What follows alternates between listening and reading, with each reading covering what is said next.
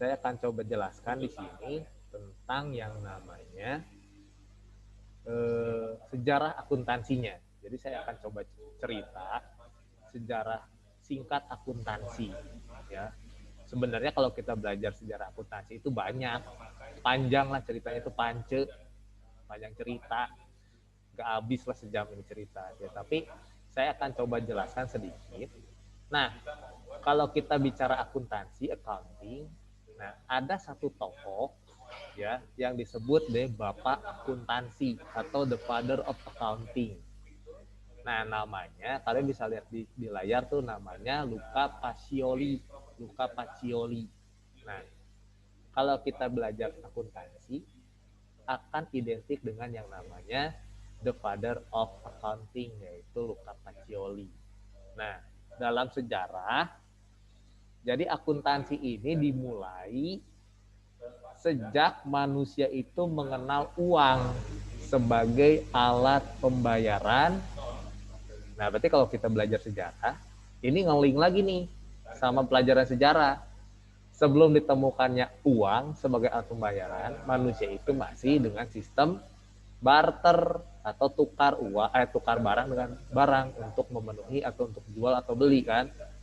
Tapi setelah ditemukannya alat pembayaran, nah baru muncullah yang namanya mulai mengenal dengan yang namanya akuntansi. Dicatat ya, makanya tadi ada yang bilang nyatet transaksi. Sama ketika manusia di zaman waktu itu nemu alat pembayaran, nih udah ada alat pembayaran uang.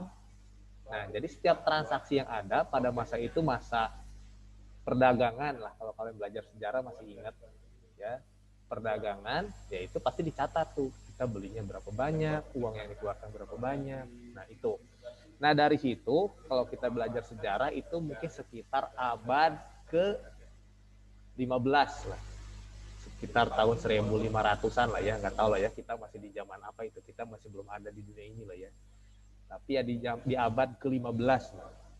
Nah, di abad 15 itu ternyata terutama di negara Italia itu muncul tulisan-tulisan atau naskah-naskah, atau kalau sekarang mah zaman sekarang apa ya, jurnal-jurnal ya, jurnal-jurnal yang berhubungan dengan angka-angka ya. Tapi pada masa itu masih angka-angkanya itu masih angka-angka Arab, karena pada masa itu juga banyak pedagang-pedagang dari Arab ya melakukan jual beli dan sebagainya.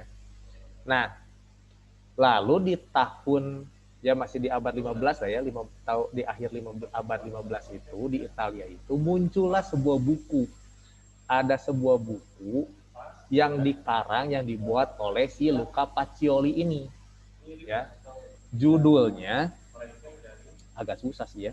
Apa nih? Judulnya itu Summa de Arithmetica Geometrica et Proportionalita oleh si Luca Pacioli. Dia berasal dari Italia, dari Venesia. Nah, dia mengeluarkan sebuah buku. Jadi di bukunya itu sebagai salah satu awal akuntansi ini, ya.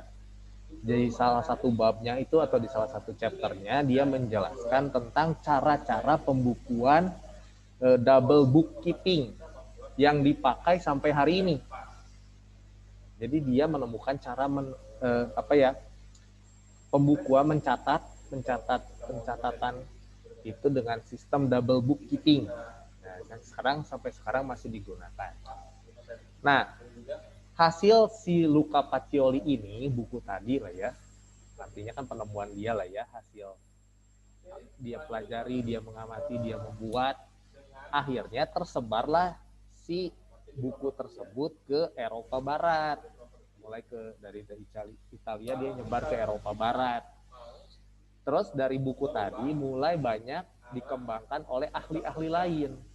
Jadi nggak, ternyata di negara lain atau di belahan dunia lain tuh setelah ada muncul buku dari Luca Pacioli ini, banyak yang mempelajari dan banyak yang mengembangkan atau menyempurnakan ya dari hasil si Luca Pacioli ini.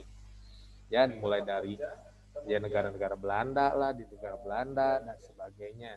Nah, ada dengan artinya pada masa itu setelah sistem ini berkembang, dan mulai disempurnakan. Di tiap negara diadaptasi berdasarkan kebutuhan mereka, berdasarkan yang namanya culture mereka, budaya mereka seperti apa.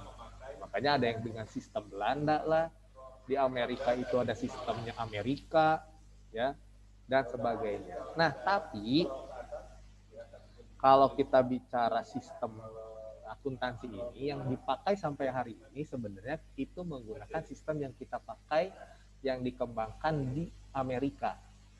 Ada istilahnya tuh sistem Anglo-Saxon. Nah, itu yang dipakai sampai hari ini. Jadi pengembangannya yang memang sudah dipakai dan bisa diterima umum, artinya diterima oleh semua pengguna informasi akuntansi itu menggunakan sistem Anglo-Saxon. Nah, tadi kita juga bicara tentang yang namanya pembukuan. Jadi akuntansi sama pembukuan itu beda, dua hal yang berbeda. Ada orang berpikir sesuatu hal yang sama kan. Akuntansi itu kayak nyatet-nyatet, pembukuan bukan. Tapi itu dua hal yang berbeda. Jadi kalau pembukuan itu memang tata caranya, bagaimana mencatat di dalam sebuah jurnalnya, sebuah bukunya, sebuah catatannya, ada aturannya. Nah, itu namanya pembukuan. Nah, tapi kalau kita bicara akuntansi, itu lebih dari yang namanya cuma sekedar pembukuan. Ya, bukan cuma sekedar nyatet, bukan. Tapi selain pembukuan, kita akuntansi itu mempelajari juga tentang bagaimana kita menganalisis transaksi yang ada. Nah, makanya soft skill yang akan kalian bangun juga selama belajar akuntansi adalah skill kalian menganalisis transaksi keuangan terutama. Dianalisis nih, kalau misalkan ada transaksi seperti ini, nanti kita catat di mana atau cara pencatatannya gimana. Contoh, kan kalau misalkan kita sebagai pelaku usaha, kalau kita beli barang secara tunai sama secara kredit, nah itu kan dua hal yang berbeda. Nyatatnya gimana? Cara pencatatannya gimana? Nah, saat kita bayar utang, nah itu gimana tuh?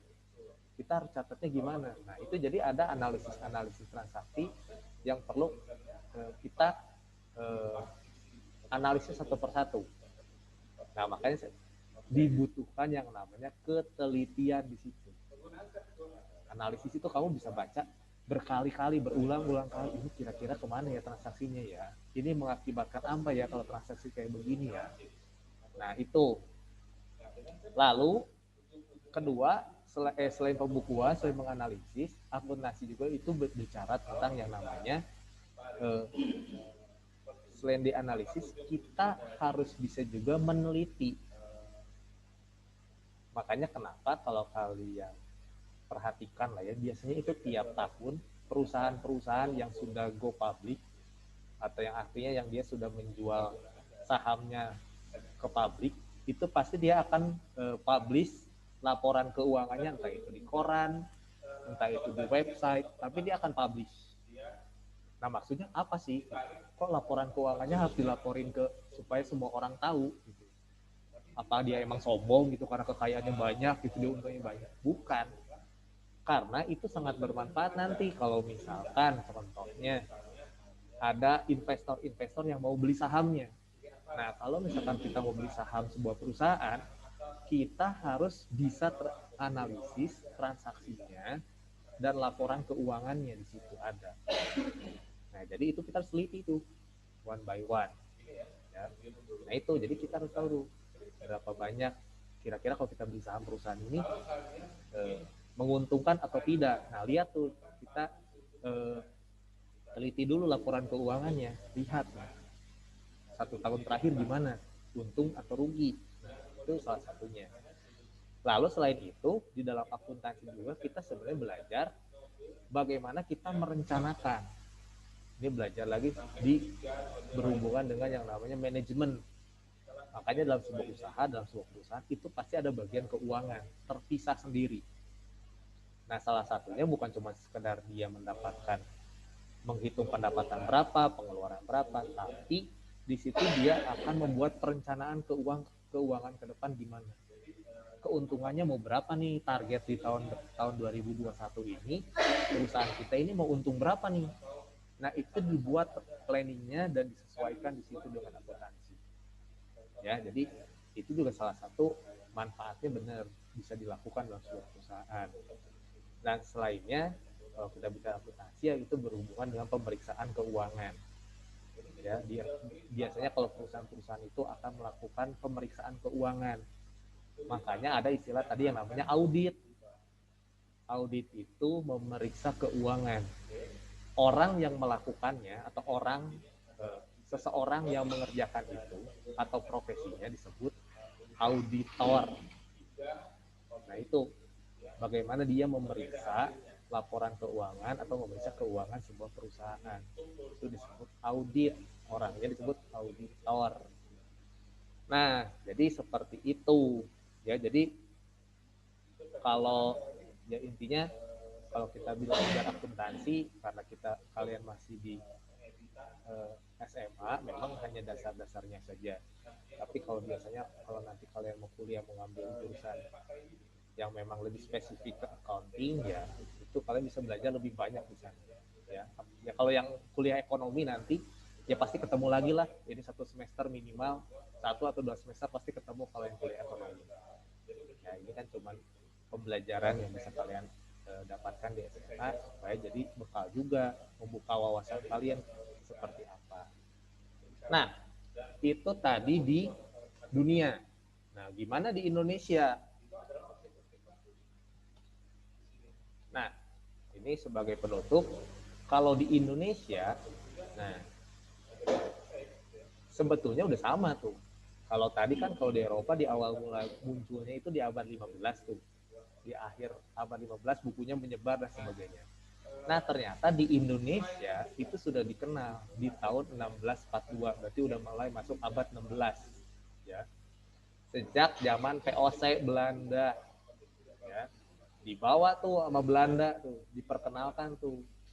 Belanda kan sebelum menjajah kita kan awalnya jual beli, dia beli rempah-rempah, dia beli apa yang ada kekayaan alam yang ada di Indonesia. Nah, tapi selain itu dia ternyata memperkenalkan atau dia istilahnya memperkenalkan sistem akuntansi tadi. Ya. Sistem Belanda, kalau tadi Amerika itu kan sistem Anglo-Saxon. Kalau yang Belanda pakai itu namanya sistem kontinental.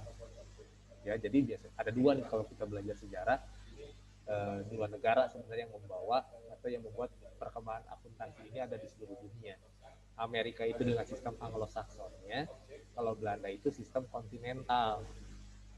Nah, tapi di tahun 80-an kan udah banyak nih orang-orang udah mulai ada investasi dan sebagainya dari Amerika terutama.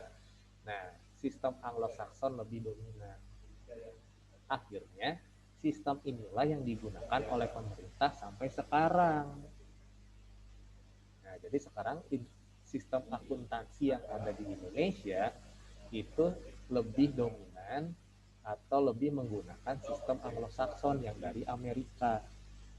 Setelah itu barulah muncul yang namanya Ikatan Akuntansi Indonesia, ada istilahnya itu ada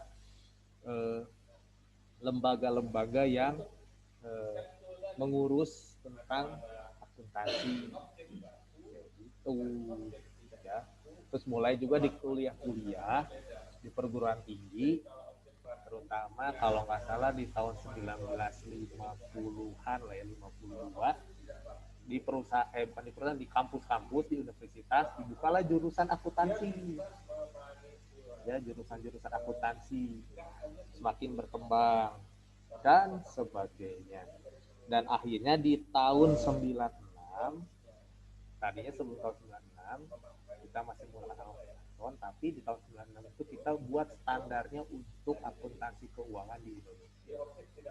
Nah, makanya itu sejarahnya lah ya, sejarah itu yang disebut akuntansi dan sejarahnya. Gitu. Oke, ada pertanyaan sampai sini? Nanti di pertemuan selanjutnya kita akan belajar lagi tentang akuntansi sebagai sistem informasi. Jadi hari ini cuma memperkenalkan pengantar akuntansi itu seperti apa, pengertiannya seperti apa, terus sejarahnya seperti apa. supaya kalian kenal dulu nih, tahu dulu nih, ya, supaya kalian menjadi membuka pemikiran kalian tentang akuntansi seperti ini. Kalian jadi tahu sekarang. Nah, pertemuan selanjutnya belajar lagi tentang apa aja sih yang perlu kita ketahui tadi kan. Siapa aja yang memerlukan, terus nanti bidang-bidang akuntansinya apa, profesinya profesi apa aja yang bisa dijadikan salah satu karir kalian ke depan. Nah, seperti itu. Oke, ada pertanyaan? Karena waktunya sudah menunjukkan jam berapa? 13.45 ya. Ada pertanyaan dulu sampai sini? Oke, jadi kalau tidak ada pertanyaan, cukup hari ini tentang sedikit tentang akuntansi. Kita ketemu lagi di pertemuan selanjutnya. Oke? See you next meeting. Have a nice day. Bye. Thank you, Pak. Thank you, Pak. Pak.